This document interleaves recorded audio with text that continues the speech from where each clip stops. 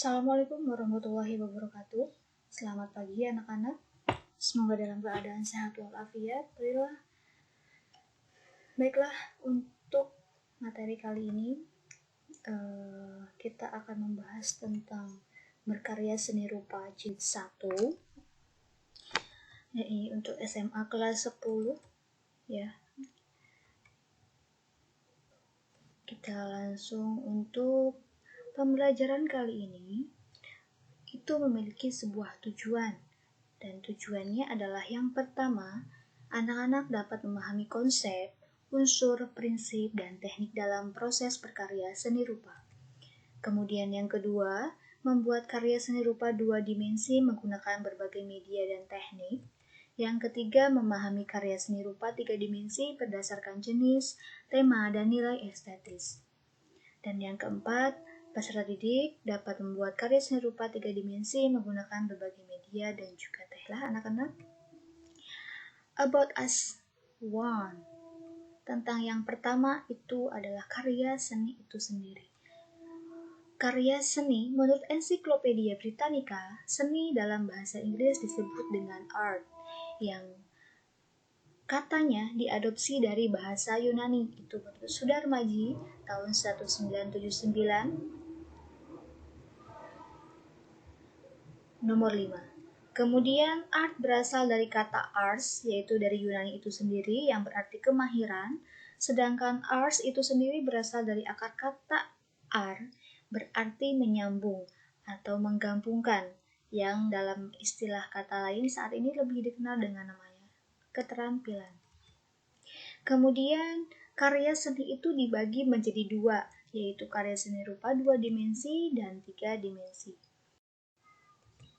Nah, About Us 2, karya seni 2 dimensi.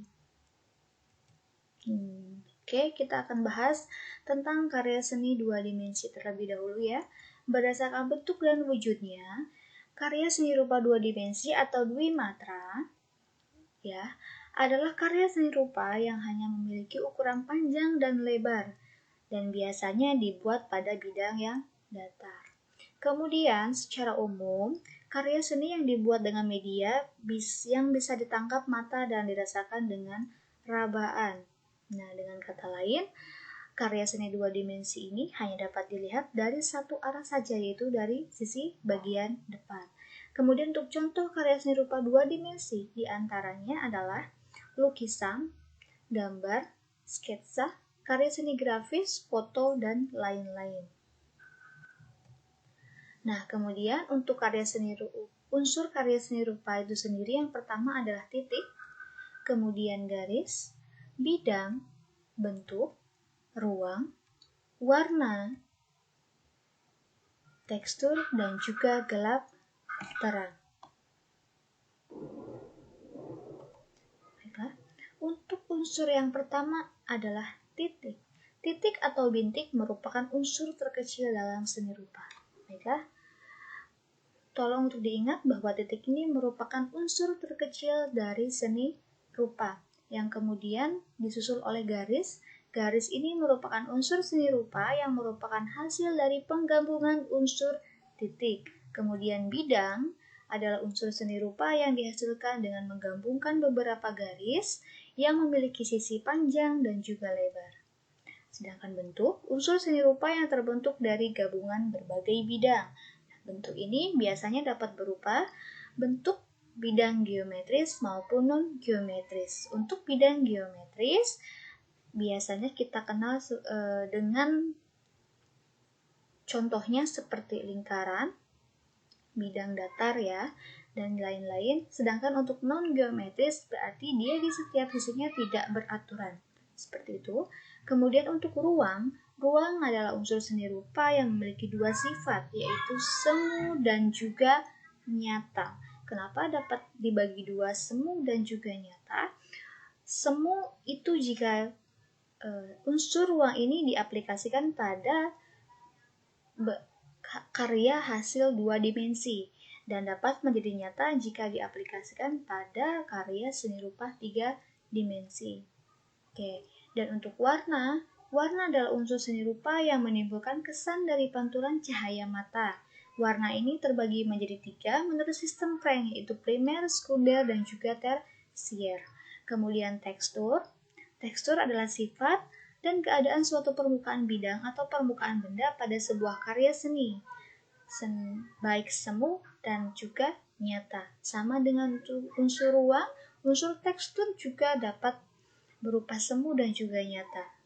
Dikatakan semu apabila sifat tekstur ini diaplikasikan pada karya seni rupa 2 dimensi, dan dikatakan nyata apabila unsur tekstur ini diaplikasikan pada bidang karya seni rupa 3 dimensi. Kemudian yang terakhir, gelap terang, berfungsi menggambarkan benda menjadi berkesan 3 dimensi, menyatakan kesan ruang atau kedalaman, dan memberi perbedaan atau kontras. Nah, gelap terang ini yang berfungsi untuk memberikan kesan 3 dimensi pada objek gambar yang dibuat, sehingga akan bertampak seperti hasil karya 3 dimensi meskipun karya yang dibuat adalah bentuk atau karya seni rupa 2 dimensi.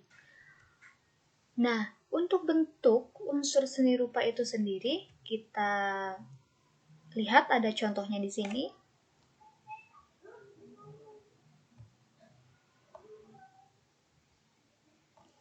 Untuk titik seperti ini ya, titik-titik mungkin kalian juga sudah paham mengenai titik itu seperti apa, tapi perlu kalian ingat, titik itu tidak harus selalu bulat. Karena apa? Titik menyesuaikan pada ujung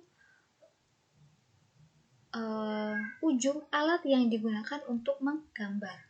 Contoh, apabila kamu menggunakan pensil, ballpoint, spidol, dan sejenisnya, mungkin bisa saja titik itu berbentuk bulat. Ya, tapi apabila kamu lebih teliti menggunakan mikroskop misalnya, ternyata titik yang kamu buat menggunakan pensil itu tidak berbentuk bulat penuh, ya. Bisa saja dia berbentuk non-geometris itu tadi. Nah, kemudian dari unsur yang pertama, titik ini menjadi garis. Nah, untuk coba kalian perhatikan di bagian atas ya, ini gabungan dari beberapa titik yang kemudian menjadi satu buah garis. Begitu selanjutnya hingga ke bidang. Dari beberapa garis ini akan membentuk sebuah bidang datar. Nah, ini yang lingkaran, kemudian persegi panjang, segitiga ini merupakan bentuk bidang geometris, ya, karena setiap sisinya sama dan dapat diukur. Untuk non-geometris, contohnya seperti penggambaran bentuk awan. Sejauh ini dapat dipahami ya. Untuk bentuk ini merupakan gabungan daripada bidang, seperti yang sudah dijelaskan tadi. Nah, seperti ini hasilnya. Kemudian ruang ini seperti memiliki kedalaman. Fungsinya tadi nanti bisa kita bahas di bagian gelap terang ya. Penggambaran ruang ini memberikan aksen seolah-olah gambar 2 dimensi tersebut memiliki ruang atau kedalaman. Nah, kemudian untuk warna ini nanti kita bahas terakhir, dan ini tekstur. Tekstur itu memiliki 2, ingat ya, bisa semu dan juga nyata tergantung pengaplikasiannya di karya seni apa. Jika karya seni 2 dimensi, berarti tekstur yang dihasilkan dia bersifat semu ya, atau hayalan. Sedangkan jika kita aplikasikan tekstur tersebut untuk karya seni rupa 3 dimensi, bisa bersifat nyata dan bisa kita raba teksturnya. Tekstur itu bisa berupa lembut, kasar, dan sebagainya. Nah, yang terakhir gelap terang. Gelap terang ini memberikan aksen pencahayaan ya. Selain dia memberikan ruang, juga ada gelap terang. Nah, ruang itu bisa juga menggunakan aksen gelap terang ini. Nah, kemudian, ini untuk warna. Biasanya kalian ini suka terbalik-balik untuk menentukan jenis warna apa nih, gitu kan. Nah, untuk yang pertama yang perlu kalian pahami adalah warna primer. Ini menurut sistem Frank ya. Warna primer itu terdiri dari 3, yaitu merah, biru, dan juga kuning. Kemudian disusul oleh warna sekunder. Nah, secondary. Secondary ini atau warna sekunder ini merupakan penggabungan dari warna primer yang pertama nih. Contoh, apabila warna merah dan biru digabungkan, maka warna yang dihasilkan untuk warna sekundernya adalah warna ungu. Nah, begitu juga jika warna merah digabung dengan warna kuning, maka yang dihasilkan adalah warna orange. Satu lagi, jika kuning digabung dengan warna biru, maka dia menghasilkan warna hijau. Oke, begitu juga dengan seterusnya. Setelah warna primer, sekunder, kemudian yang terakhir itu tersier. Jadi penggabungan dari beberapa warna yang sebelumnya. Bisa kalian lihat ya. Nah, di sini misal tadi penggabungan dari warna merah dan biru itu menjadi warna ungu. Nah, ternyata warna ungu ini pun dibagi menjadi beberapa bagian lagi setelah digabung-gabungkan dengan warna yang lain. Tentu saja dengan cara dan teknik tertentu. Seperti itu. Nanti biasanya akan kita bahas atau kita sebut ini warna-warna ini nanti tingkatan warna ya. Itu disebutnya dengan gradasi. Oke. Nah, ini untuk prinsip seni rupa. Prinsip seni rupa agak sedikit panjang. Prinsip seni rupa yang pertama itu adalah kesatuan. Kesatuan itu adalah perpaduan antara unsur seni rupa yang satu dengan yang lainnya, sehingga unsur-unsur tersebut saling berhubungan satu sama lain, jadi tidak berdiri sendiri. Kesatuan ini merupakan keseluruhan daripada prinsip-prinsip yang ada di sini. Nah, selanjutnya keseimbangan. Prinsip seni rupa itu ada keseimbangan. Keseimbangan adalah kestabilan yang ditunjukkan oleh objek seni rupa sehingga memiliki daya tarik yang sama di setiap sisinya. Kemudian irama. Oke, kita kasih untuk contohnya ya. Nah, mungkin agak sedikit tidak terlihat apa ya. Keseimbangan di sini bisa kita gambarkan seperti halnya timbangan. Jadi, apabila kita gambarkan pada objek gambar kita, objek gambar kita itu harus terlihat seimbang. Jadi, tidak hanya penuh di bagian satu sisi saja, misal sebelah kanan saja atau sebelah kiri saja. Jadi kita terapkan konsep keseimbangan ini ibaratnya seperti timbangan antara sisi objek gambar yang kanan dan kiri, tengah, atas, bawah itu harus seimbang. Jadi tidak ada space kosong, ataupun kalaupun ada space yang kosong itu pun harus terlihat tetap seimbang. Kemudian ini irama. Irama itu pengulangan satu atau lebih unsur yang dilakukan secara teratur dan terus-menerus. Nah, biasanya itu terjadi pada objek gambar geometris ya. Jadi dia tidak seperti lukisan. Kebanyakan mungkin ini contohnya ada dari warna ya. Jadi dia teratur iramanya. Pengulangan satu atau lebih unsur ya, diulang-ulang akan tetapi dia berirama teratur. Seperti itu. Kemudian keselarasan, prinsip yang digunakan untuk menyatukan unsur-unsur yang ada dalam seni rupa agar menciptakan perpaduan yang selaras. Jadi pada satu objek gambar itu harus memiliki prinsip keselarasan.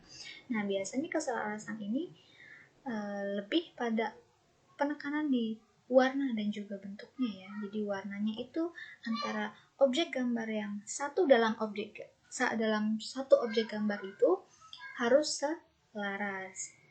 Kemudian penekanan. Prinsip penekanan atau kontras dilakukan dengan cara memadukan dua atau lebih unsur yang berlawanan dalam sebuah karya seni. Nah, kalau ini berirama tadi ya, kalau berirama itu dia biasanya akan sama bentuknya.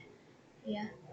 Hanya dia bisa panjang atau pendek. Tapi kalau ke penekanan ini nanti bisa mengilusikan seolah-olah memiliki sebuah ruang. Contoh gambar di sini itu, nah objek di sini kan yang dia gambar adalah berbentuk garis, akan tapi garis pada dasarnya itu lurus. Nah di sini dia buat seperti zigzag ya, kemudian semakin ke bawah dia garisnya semakin kecil. Nah, itu penekanan. Jadi garisnya, setiap garisnya itu tidak sama.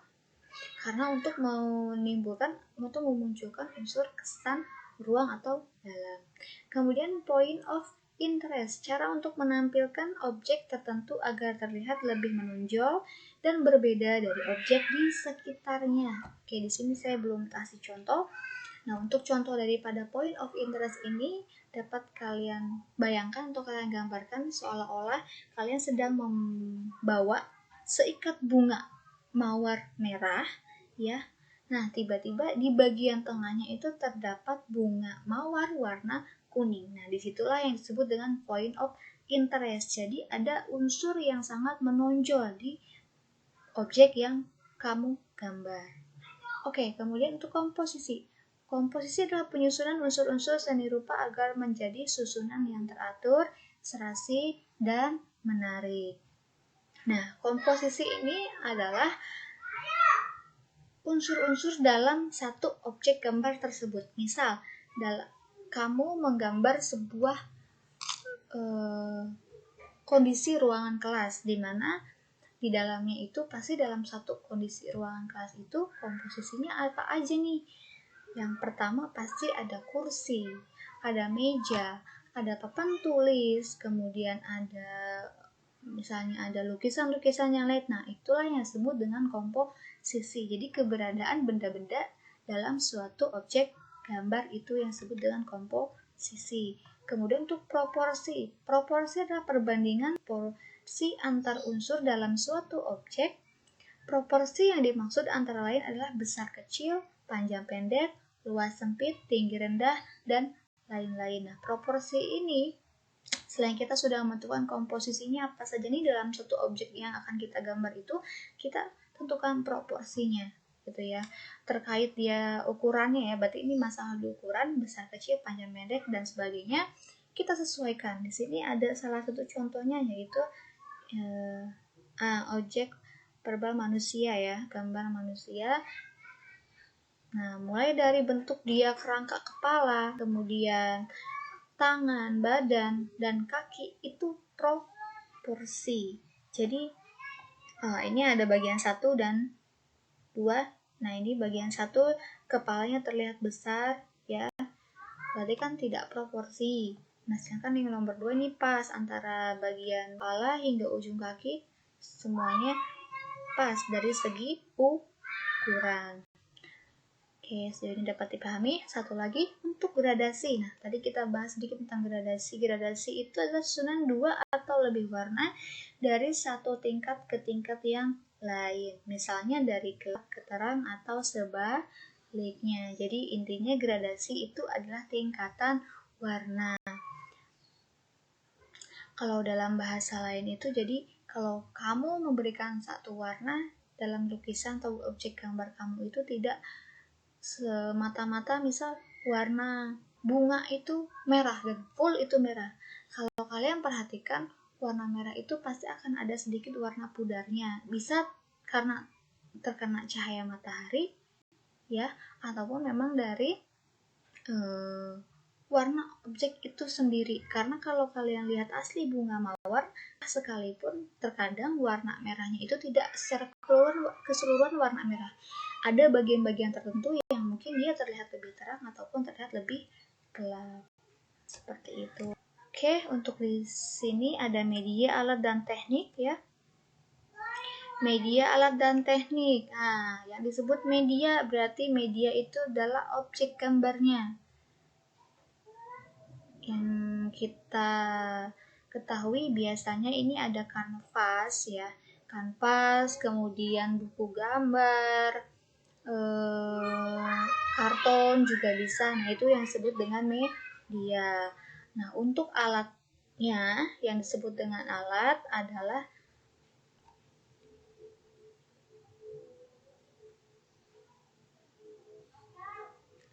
jadi untuk menggambarnya. Nah, di sini ada contohnya pensil. Kemudian ini ada pena. Ini ada kuas, ya. Kemudian apalagi biasanya ada krayon, ada pastel, ada konte, dan lain-lain. Oke, Ibu tambahkan ini ada media, alat, bahan, dan juga teknik. Nah, untuk bahan yang digunakan, biasanya berupa apa? Tergantung. Jika kamu misal mau melukis dengan media cat airnya, berarti bahan yang digunakan adalah pasti cat air. Yang notabene cat air itu ya pasti cat, tapi unsur tambahannya adalah air, ataupun cat minyak, berarti unsur tambahannya adalah minyak. Nah, seperti itu. Kemudian ini ada tinta, ini juga cat ya. Kalau ini namanya Indian ink atau ibu kenal ini biasanya dengan tinta uap, jadi dia fungsinya itu untuk mengeblok. Nah, untungnya tekniknya kita lanjutkan nanti ya. Oke, cukup sekian dulu penjelasan materi pada hari ini. Semoga dapat kalian pahami dan bermanfaat untuk kalian. Nah, your homework ini untuk tugas kalian di rumah, yaitu untuk menambah pemahaman dalam materi pada hari ini ya. Silakan copy paste link podcast berikut ya. Kamu boleh copy paste atau klik link di bagian deskripsi. Nah, ini linknya, nanti kamu isi, kerjakan prosesnya.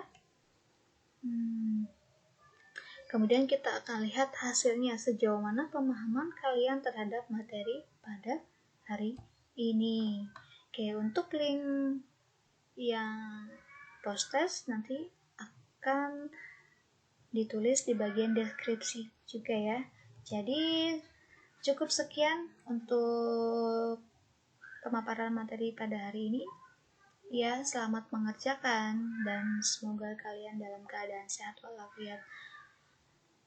Oke, selamat pagi anak-anak. Assalamualaikum warahmatullahi wabarakatuh.